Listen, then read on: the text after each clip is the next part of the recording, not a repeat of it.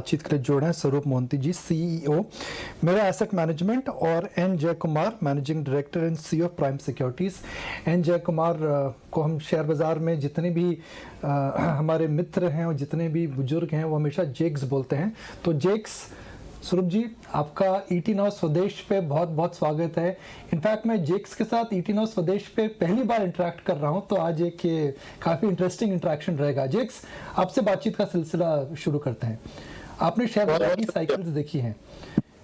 इस समय शेयर बाजार की साइकिल को देख करके आपको क्या लग रहा है? जनवरी के अंदर एक कार्निवल की फीलिंग आ रही थी, ऐसी फीलिंग आ रही थी भाई पार्टी चल रही है, मगर अब एक फीलिंग आ रही है इस समय की पार्टी खत्म हो चुकी है और घर वापस लौट जाना चाहिए। So first of all thank you कि मुझे आपने यहाँ पर इनवाइट किया और मेरे व्यूज प्रकट करने का एक मतलब मौका दिया।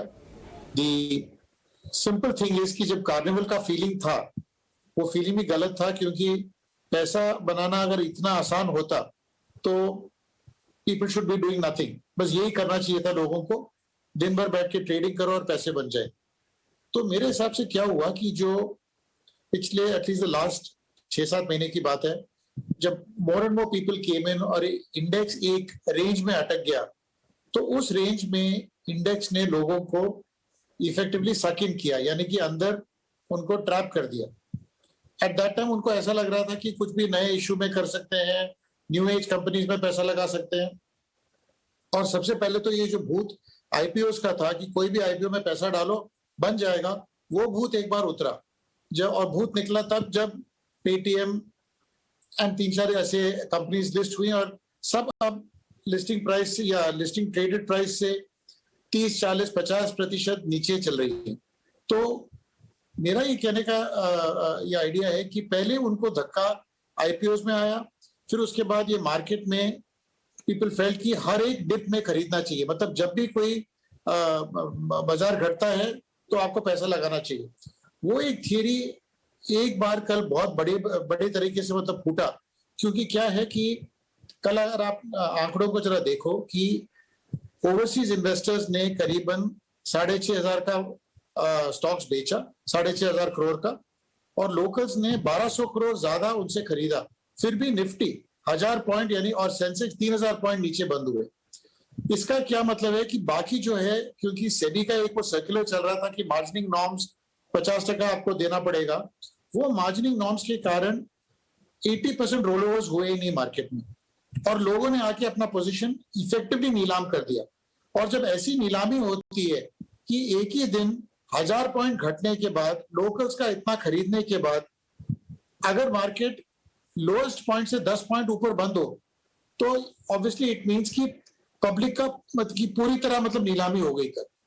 एंड जब ऐसा माहौल आता है तो लोगों को वही लगता है जो आप बोल रहे थे कि यहां से सब कुछ बेच बाच के गांव चला जाना चाहिए। लेकिन this is exactly the time investor should be waiting कि अब आके हमको ये भाव में खरीदना चाहिए। बिकॉज मेरे हिसाब से 16.5 17,000 ऑन द लो और 18 साढ़े 18 के बीच में अगले मेरे हिसाब से 2 क्वार्टर्स तक, यानी कि अगले 6 महीने ये ट्रेडिंग रेंज रहेगा। और जब भी इस रेंज के बाहर जाएगा, यानी कि नीचे या ऊपर, तो उसके विरुद्ध अपने को करना चाहिए। यानी कि कल जैसे 16.5 के नीचे टूटा एक ही दिन में, तो खरीदने का बहुत बढ़िया मौका आपको मिला। अगर आप कल के क्लोजिंग प्राइसेस भी देखोगे, उससे कंपैरिजन में आज बहुत सारे स्टॉक्स 8, 10, 12% ऊपर हैं। सिमिलरली अगर ये 18-18.2 के ऊपर जाता है ये 6 महीने के रेंज में, मेरे हिसाब से बेचने का टाइम है और ये रेंज में खेलना चाहिए। क्योंकि इस टाइम में क्या हो रहा है कि बहुत सारे macro economic factors are influencing it. ये वॉर एक सिर्फ कारण था, कोई वॉर होता नहीं है। वॉर तब होता है जब 2 लोग लड़ते हैं, और यूक्रेन और रशिया में मेरे को तो एक ही पार्टी लड़ती हुई नजर आ रही है। दूसरी पार्टी को तो मतलब सरेंडर करना है और चले जाना है, बिकॉज बाकी दुनिया से और तो कोई आया नहीं उनको बचाने के लिए। सो मेरे हिसाब से ये कोई वॉर नहीं है, तो ये कारण बना एक लिक्विडेशन का, और वो कारण इतना बड़ा लिक्विडेशन क्रिएट किया कि एक बॉटम बन गया। This is my analysis of the market so far. Jio politics हो या फिर ब्रेग्जिट हो या फिर ग्रीस के डिफॉल्ट की कंसर्न्स हो या और कुछ हो, चाइना की करेंसी को लेकर 2015 में हमने सेल ऑफ देखा था। तो मार्केट के अंदर प्राइसेस ऊपर नीचे जाती है, कारण हम बाद में अटैच करते हैं। Markets were due for correction, 20 महीनों से हमने करेक्शन नहीं देखा है, तो जो करेक्शन आया एक तरह का झटका लगा है। सर जी, मैं आपसे एक पहले बुनियादी सवाल पूछता हूं कि हालांकि शेयर बाजार गिरे हैं, मगर अच्छी बात यह है कि डोमेस्टिक इंस्टीट्यूशनल इन्वेस्टर्स रोज निवेश कर रहे हैं, बहुत अच्छी बात है। हिंदुस्तान बदल रहा है, सिर्फ निवेशक आ रहे हैं, डीमैट अकाउंट्स खुल रहे हैं। तो क्या आपको लगता है कि फ्लोज जो रिटेल इन्वेस्टर्स के हैं, जिनको आप जैसे फंड्स इन्वेस्ट करते हैं, क्या वह आने वाले समय में पॉजिटिव रहेंगे, और क्या एक आश्वासन सा शेयर बाजार को मिल सकता है that DI flows will be strong and positive? First of all, thank you so much for having me on the show. I think जब हम ये domestic flows देखें और last 5-6 years देखें, एक म्यूचुअल फंड का एक बड़ा सा एक पोजीशन हो गया थैंकफुली। पहले म्यूचुअल फंड का इतना बड़ा पोजीशन नहीं होता था, स्पेशली जब मार्केट ऐसा टैंक करता है। बट जो आंकड़े मिस्टर कुमार ने रखे हैं, उसमें से काफी पैसा म्यूचुअल फंड से निकल गया होगा, ऐसा डेफिनेट सा एक अंदाज है।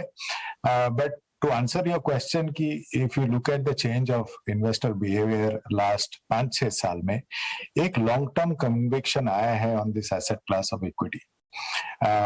If you look at just the SIP book of the industry जो काफी चर्चित रहती है, वो एक behavioral change दिखाया है, and I don't think वो कभी बंद होगा।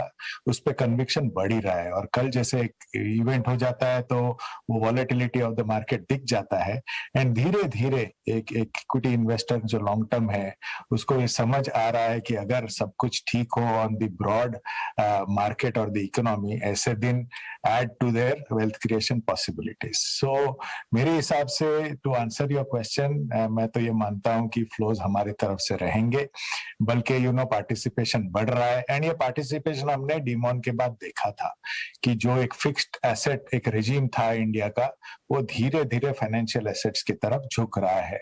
एंड मेरे हिसाब से when you see the change of demography of India, young of India तो फिक्स्ड एसेट्स की तरफ जाएंगे ही नहीं, मोर ऑफन देन नॉट ये फाइनेंशियल एसेट्स की तरफ ही जा रहे हैं, राइटफुली सो, बिकॉज उनका एक इकोनॉमिक स्टेटस बढ़ गया है।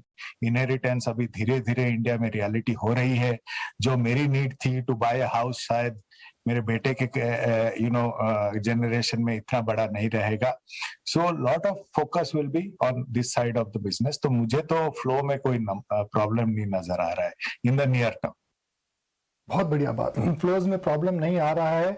पहली बार हुआ है कि डोमेस्टिक इंस्टीट्यूशनल इन्वेस्टर्स खरीदारी कर रहे हैं, हालांकि फॉरेन इंस्टीट्यूशनल इन्वेस्टर्स बिकवाली कर रहे हैं। जो डेटा आप देख रहे हैं, जो डेटा स्वरूप जी देख रहे हैं, वह डेटा फॉरेन इन्वेस्टर्स भी देख रहे हैं। डेटा, अर्निंग्स, वैल्यूएशंस, मैक्रो सब पॉइंट आउट कर रहा है कि भारत के अच्छे दिन आने वाले हैं, इकोनॉमी का रुख अच्छा है। तो अगर दिन अच्छे हैं, आंकड़े फेवरेबल हैं, तो विदेशी संस्थागत निवेशक ऐसा क्या डेटा देख रहे हैं जो आप और हम नहीं देख पा रहे हैं, बिकॉज वो तो रोज बेच रहे हैं। एक्चुअली ऐसा ये भी है कि you can't club all foreign investors की एक ही बास्केट के हैं, सब लॉन्ग ओनली हैं या सब हेज फंड्स हैं, ये भी बोला नहीं जा सकता। A lot of money that came into India during the covid period came in on a preferred basis, यानी कि इंडिया को people had preferred compare to so many other markets, कि भाई इंडिया में ऐसा चेंज आएगा कि their ability to whether withstand COVID or come back to normalcy was much higher. तो इस थीसिस को लेके मेरे हिसाब से कम 8 से 10 बिलियन डॉलर एक्स्ट्रा इस पीरियड में आया, जो ETF फ्लोज के थ्रू आए, यानी कि these were flows that purely come into index stocks. अब in this period of time what has happened is China went through its worst phase and the Chinese markets did not move.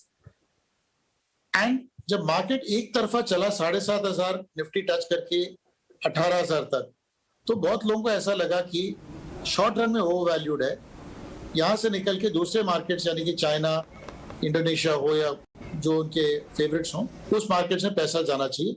सो जहां तक मेरा analysis है, lot of money has moved from India to markets like China. So I think it is just that flow, which also I think that process may be coming to an end, क्योंकि the FII flows or FII holdings in the Indian market have reached some kind of a low, multi-year low at this point in time. तो मेरे हिसाब से उनका पैसा IPO में आया, VCs और प्राइवेट इक्विटी का पैसा यानी कि वेंचर कैपिटलिस्ट और प्राइवेट इक्विटी का पैसा अर्ली स्टेज फाइनेंसिंग में 30-40 बिलियन आया और सेकेंडरी मार्केट से पैसा बाहर गया। एंड अगर आप लास्ट 4 महीने या 5 महीने के आंकड़े देख लो तो आपको नजर आएंगे कि कम से कम 2 लाख करोड़ यानी कि approximately should I say about nearly 24-25 billion dollars, 1.5 से 2 lakh crore, about 20-22 billion dollar का पैसा बाहर गया है 6 महीने में। Yeah, this is the secondary markets. About 35-40 billion came in over the last 2-3 years into the early stage financing ecosystem, and some money also came in, about $3-5 billion in the IPO market. Now, interesting here that while other countries in the world got low cost debt, यानी कि जो pump priming कह लो या fiscal stimulus कह लो, वो low cost date के जरिए आया था उनके मार्केट्स में। एंड अब जब टाइटिंग की बात आ रही है तो वो पैसा निकल रहा है, लेकिन इंडिया में गवर्नमेंट ने कभी इतना मनी प्रिंट किया ही नहीं। तो पैसा आया किधर से? पैसा आया VCs और प्राइवेट इक्विटी से, जो 30 से 40 बिलियन आया during the pandemic period, largely in the form of equity, in fact only in the form of equity which is permanent capital not to be returned. तो अगर ऐसा माहौल अगर आप देखो तो एक्चुअली टेपर टैंट्रम या जो बोलते हैं कि पैसे का मतलब जो श्रिंकेज होगा वो इंडिया को इतना अफेक्ट करना नहीं चाहिए, बिकॉज जो पैसा आया है वो इक्विटी के तौर पे आया है जो यहाँ परमानेंट कैपिटल बन के रहेगा। This is the other reason why and that has had what you would call a cascading, यानी कि मतलब मल्टीप्लायर इफेक्ट इंडियन मार्केट्स में हुआ है, यानी कि that has taken the form and shape of employment, demand for housing, demand for cars, demand for various consumables, demand for various services, and the money that has come in will remain in the system. It has also taken the form of SIPs and investments, and therefore people like the mutual funds are getting the kind of money they are. So I think ये पूरा virtuous cycle हमारा equity base बढ़ाने के जरिए it has gone up about $40 billion through this kind of thing, and I think it's a very significant force that has been created, because along with that local savings have also gone up. तो एक बहुत बड़ा structural change हमारे balance sheet पे हुआ है in India, and I think that is why the bottoms are easy to see कि market घटेगा तो ज्यादा crash नहीं करेगा। जैसे मेरे को लग रहा था कि 16.5-17 के नीचे जाना नहीं चाहिए, एक दिन के लिए गया, it could be a false break, but that is the kind of support there is in the market with local liquidity. एक दिन की गिरावट और उसके बाद वापसी। देखिए इंडियन मार्केट इस समय आउट परफॉर्म कर रहे हैं और ये बात एकदम साफ दिख रही है अगर आप YTD के आंकड़े देखें। मंत्री जी, स्वरूप जी, आपसे आखिरी सवाल मेरा, इस लेवल से, इस गिरावट के बाद जहां पर mid and small cap stocks 25 से 30% गिर चुके हैं, बैंक निफ्टी 20% नीचे है, इंडेक्स में 10 से 12% की गिरावट आई है अगर हम आज का चेंज हटा दे तो, अब रिटर्न एक्सपेक्टेशंस क्या होनी चाहिए? बिकॉज जब साल चालू हुआ था तो सबने कहा था जी भाई 2022 will not be a year of great returns, मगर do you think 2022 could be a year of a slow start but a good comeback and a positive return by the time you wrap? मैं आपसे difficult सवाल पूछ रहा हूँ, mutual fund वाले साल भर की फोरकास्ट नहीं करते हैं, मगर जब दुनिया बदल रही है तो फोरकास्ट भी बदलनी चाहिए। क्वेश्चन एकदम जायज है, nothing wrong with the question, but आपने ठीक कहा, अगर आप देखें ब्रॉड मार्केट पे जो इम्पैक्ट आया है, and let us keep this Ukraine thing in isolation, because जो वीकनेस मार्केट से आई है वो एक US इशू से चालू हुआ है। वहां से अगर आप देखें ब्रॉड निफ्टी में करीब 4.5% की गिरावट है। फ्रॉम द टॉप अगर आप निफ्टी देखें, जैसे आपने कहा 9% का गिरावट है। In the Nifty, in the mid cap from the top there is a 13% downside, and ये from the US issues it is 9% downside. तो ये मार्केट खुल गया है हमारे हिसाब से। फॉर एन एसेट मैनेजर तो we were waiting for such days, क्योंकि 2-3 चीजें होती हैं। वन, एक अच्छा बिजनेस अच्छा प्राइस में लेने का जो एक ख्वाहिश रहती है वो एक फुलफिल हो जाती है, because broadly growth projections are intact. Like Mister Kumar said, post covid India is the fastest growing economy, hence there is nothing wrong with the underlying. And from an asset manager perspective, one starts getting some stocks अच्छे भाव में मिलने लगते हैं, कुछ जब market run up हो जाता है, कुछ स्टॉक्स छूट जाते हैं, उनको खरीदने का फिर से मौका मिलता है। तो यही एक टाइम होता है जब एसेट मैनेजर को एक पैसा देने से एसेट मैनेजर का अल्फा क्रिएशन कैपेबिलिटी बढ़ जाता है। To answer your question कि if you look at the broad market over last 2-3 years, देखो 2021 2022 तो ब्रॉडली डिसरप्टेड ईयर्स थे। लास्ट जो एक नॉर्मल ईयर था वो 2020 था। फ्रॉम देन ऑन एक रिकवरी फेज इंडिया में अंडरवे था, and I think mister Kumar talked about it a bit. हमें तो जो एक बहुत फोकस्ड मार्केट हो गया था बिफोर कोविड, एक मोर ब्रॉड मार्केट लगने लगा है। There are very good businesses but available at good value, and जो एक आईटी सेक्टर प्रमुख एक रैली चल रहा था वो भी ब्रॉडन हो जाएगा। So all changes after this correction, and एक ये जो अच्छा एक चीज देखने को मिल रहा है कि at a certain level buying हो ही रहा है। सो एक बॉटम जानना एक बहुत इंपॉर्टेंट चीज है, जो एक करेक्शन दिखा जाता है कि एक लेवल में बाइंग आ जाता है। सो ब्रॉडली यहाँ से हमें like you rightly said, may be एक थोड़ा सा वॉलेटिलिटी है ओवर अ पीरियड। चलिए बिल्कुल, तो आप ये खास इंटरेक्शन देख रहे थे निकुंज डालमिया की, मेरा इन्वेस्टमेंट मैनेजर के स्वरूप मोहंती के साथ, और ख़ास तौर पर उन्होंने यही बोला कि बाजार में जिस तरह से करेक्शन के मौके आते हैं, आपको स्टैगर वे में बाइंग तो करनी होगी जहाँ वैल्यूएशन अच्छी है, अच्छे ब्लू चिप खरीदने ज़रूर होंगे। तो right time to build up your portfolio, but you have to be patient also.